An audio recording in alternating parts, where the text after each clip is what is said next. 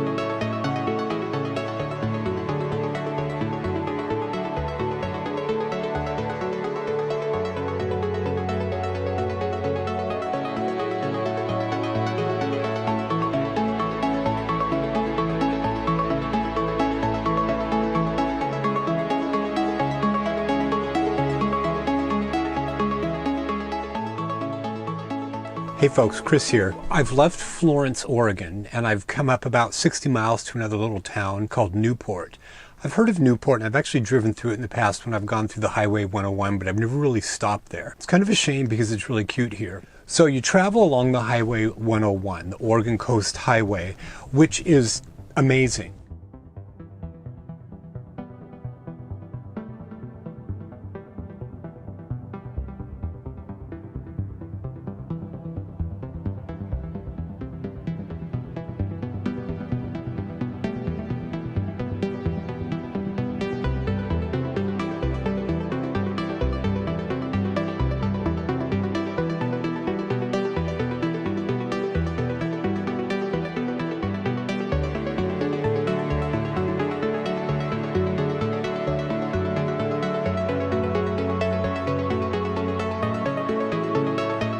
It literally is just like on the very edge of the coast of the United States.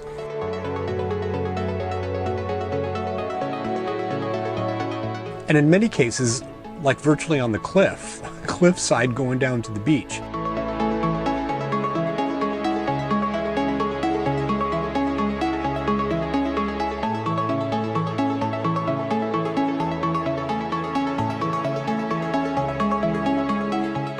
And so it's really a thrilling drive, to be honest.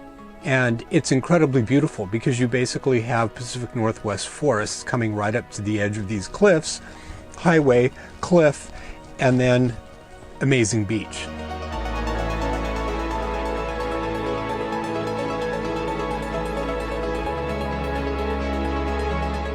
So I left Florence in the morning and I was a little bit worried because there was quite a bit of fog. And I thought, oh gosh, I'm going to go all the way up this incredible stretch of highway and it's going to be foggy and I'm not going to be able to see the beach.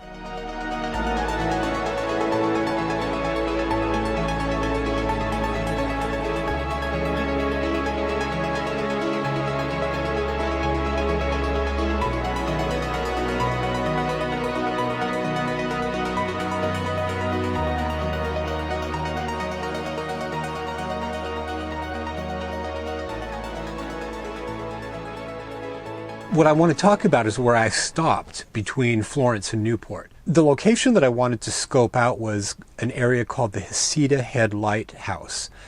And there is a cove there called the Cape Cove. And there's an incredible bridge that you drive over that you don't really even know how incredible it is until you actually get off it and go down underneath it, down into sort of the viewpoint area. And so it's called the Cape Creek Bridge because it goes over the Cape Creek, and the Cape Creek just basically comes out of the forest, this incredibly beautiful forest.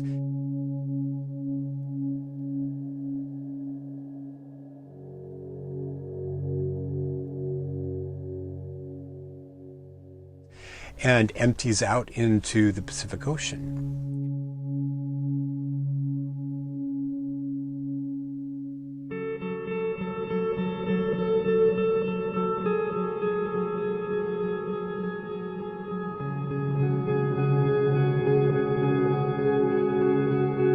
And it's just incredibly beautiful down there.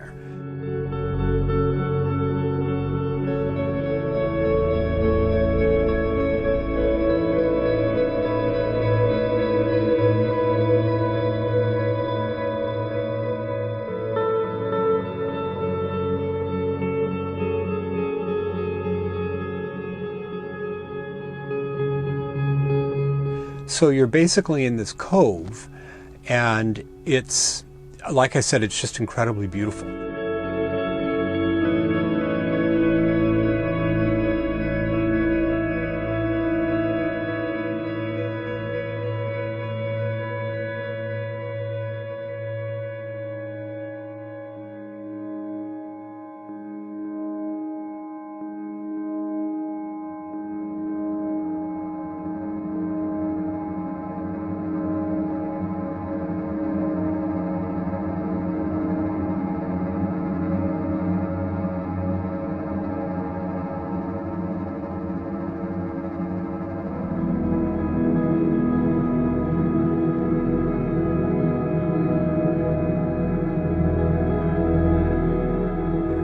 Now, if you're traveling, especially if you're in an RV, you really have to be pretty aware of where you're going to be parking and plan that stuff out in advance as best as you can. So I had scoped out the fact that there was going to be good parking for me there by, again, using Google Maps, which is just an incredible tool for this. There were two parking lots, and one of them was a larger parking lot that was really designed for both cars and for RVs and trailers, and it had parking spaces specific to that. And those were something I was able to check out on Google Maps. And when you're checking it out on Google Maps, you don't want to just use the regular view. You can switch the view into a satellite view in Google Maps that allows you to zoom in and actually see from above. The regular view will show you the roads, but it won't necessarily give you a sense if the parking lot is viable for an RV.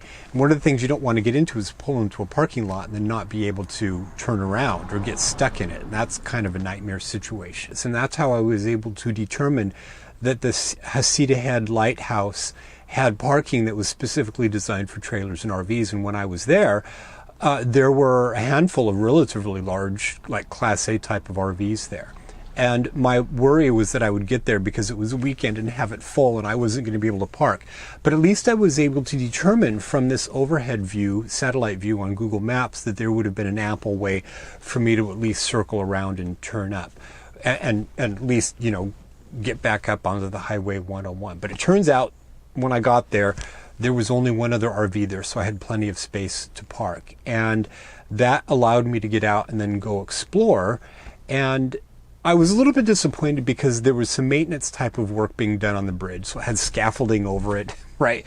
And it was all covered up in a big chunk of it, so you really couldn't see it in all its grandeur. But maintenance has to be done. So I went down and I explored the beach. And the beach was just beautiful from left to right. I mean, it was hard not to take a good picture down there. So I went up and I explored the Heceta Head Lighthouse, and that is absolutely a fascinating piece of architecture. It was something that was designed and built in the late 1800s when the coast of Oregon and California and Washington were sprinkled with lighthouses. And these lighthouses were just incredibly important to mariners who needed to be able to see the coast. And the coast could be incredibly rocky and dangerous. And it turns out that these lighthouses were spaced at regular intervals, about 20 miles apart, so that there was a bit of overlap. If I remember correctly, 1894, or is that when it came online? 1892 it started being built, and in 1894 it lit for the first time. Really? Wow. Yeah. That's remarkable. So I was reading the sign down there, and it said that this was actually kind of a dark spot along the coast. They had to fill in, essentially.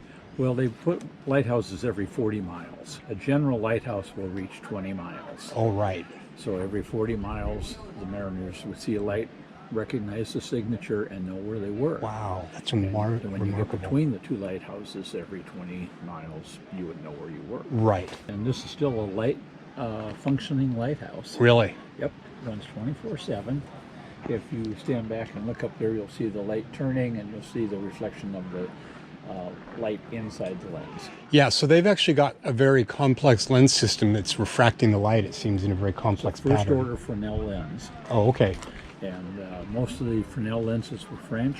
And this happens to be from Chance Brothers of England. Really? Yes. Fascinating. What is the actual light source? They use kerosene. And these two buildings were kerosene storage buildings. And now they're using an electric halogen bulb, and they're using 1,000-watt light. Really? That's absolutely amazing.